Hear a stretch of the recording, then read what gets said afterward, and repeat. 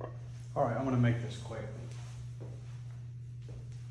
2 functional movements that you wanna know to maintain weight and generate fat loss. Need to stimulate the most amount of muscles, primarily in your core, which ranges from below your nipples to basically your knee. That's your core. That is basically the area of strength that determines a person's frailty, because if this area is weak, you don't move well, you don't have good balance, etc. Also stimulating legs and back, generating muscle mass there in your largest muscles definitely helps insulin sensitivity. And in general, if you push those muscles fairly hard, they have the highest likelihood of generating like hormonal changes that are beneficial.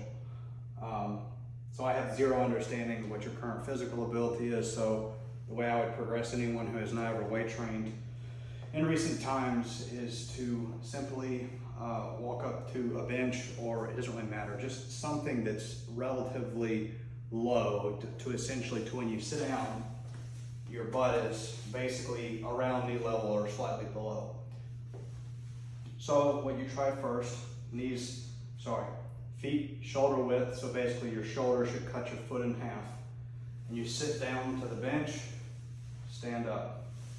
Sit down, stand up. May look basic and boring. Do it for 15 reps. If that's easy, here's the second variation. Take it down, hold, I'm barely touching, then stand up, but I never rest. Do 15 of these. Up. Just above the bench, but not really touching, up. So basically weight's staying on my leg the whole time. Third variation is when you get a kettlebell.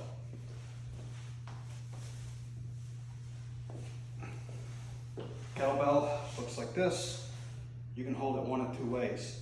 You can hold it like this, hands like this, or if it's more comfortable, you can grab it like this and rest it on your chest. Doesn't matter. Hold it here. First progression is the same as unweighted. Sit down, all the way, stand up. Do 15 reps of that. If that's easy, do it to where you pause right above. Sit down and up. One thing you do not want to do that you'll see people do is they have a tendency, they do not want to sit down because they don't trust their legs. They will lean forward into it. You don't want to do that. You want to sit straight down, stand straight up. If you can't sit straight down and stand straight up, that probably means you've introduced weight too early and need to go back to the unweighted versions. But if you do the unweighted versions correctly, like I just demonstrated, shouldn't be an issue. But if that fall starts occurring when you introduce weight, the one I just demonstrated, where you have to lean forward to move up and down versus straight up, straight down, you probably need to drop the weight. So that's the squat. Second movement is deadlift, which this is the kettlebell version. I mean, the purpose of these is just to generally stimulate the lower body and back. Take this, you would take a weight like this, come up to it about shoulder width apart, whatever's comfortable. Bend down, grab the handle like this. Tuck the butt down a little bit to where the elbows and knees, assuming you're someone built like me, are in line, and push the feet to the floor and stand up through the back. The key with these is, at every moment, I don't crash the weight on the ground. I'm slow and controlling it, and the worst part is this very bottom part, but the kettlebell shouldn't make any sound when it taps the ground. Do 4 to 5 sets of 15 or however many. Maybe it's only 1 set at first. If you can't do it with any weight, the variation is this. Basically bend over your knuckles and just reach. The goal is, if you're stiff, you got an injury, a disc injury, you got scar tissue in your back, doing this for higher reps, 15 to 30 as a warm-up, or for your initial, like when you first get into this, whatever. It just has to suck a little bit. That's the only requirement. If it doesn't suck, it's not causing your body to change. The 2 constraints I would tell you is that one thing you may find hard if you're untrained on weights is that for me, because I do stuff like this, I don't think much about grabbing this and holding this here. It's very normal when you first get into kettlebell training to get really sore in these upper back muscles that are basically staying tonic the whole time that you're sitting here holding it. Maybe your hands or forearms get sore.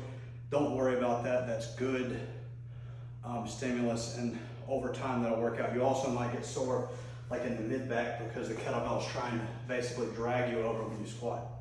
For the two movements, squat or deadlift, work in the 8 to 15 rep range if you can. It's okay once you get more experience to go down to 5 and below to build like top end strength, but at first your goal should be 4 to 5 sets for 15 reps with the unweighted versions.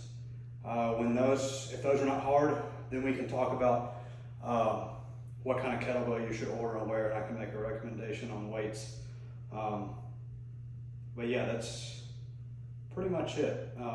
Those two movements, if you master those two, all the rest of the weight training becomes easy, because until it becomes easy to pick something up effortlessly and move it around, well, then you can't really set up your other workouts, and that will definitely build the most muscle in your largest muscles. I would recommend doing that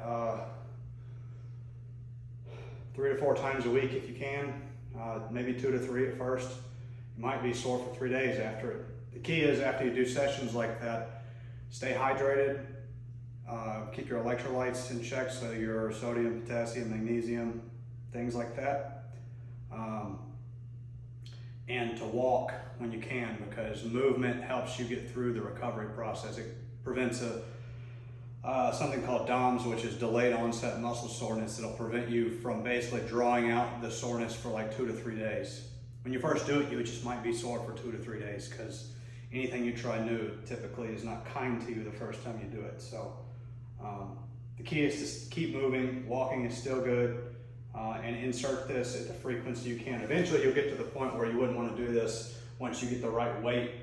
That's a challenge. You wouldn't want to be doing it more than 2 to 3 times a week. But for now, do it as often as you can bear it.